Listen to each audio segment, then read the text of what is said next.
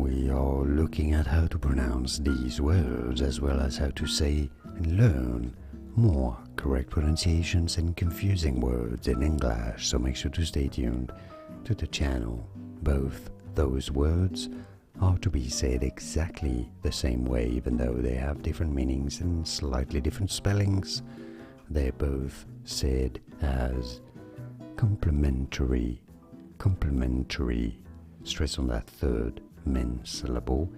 Now sometimes the fourth t syllable is skipped and it is pronounced as complementary, complementary. As in when you make a compliment, you say something positive about it, that's the top word, complementary. Or when you add something, you compliment something, that's the bottom word, complementary. And now you know. Like this video if you found it useful. Thanks for your support, it helps me immensely. Let me know in the comments whether this was useful or not for you. If you understood, well, there was no difference, so yeah, at least let me know. Thanks for your support and thanks for watching. I'll see you soon for more pronunciation and learning.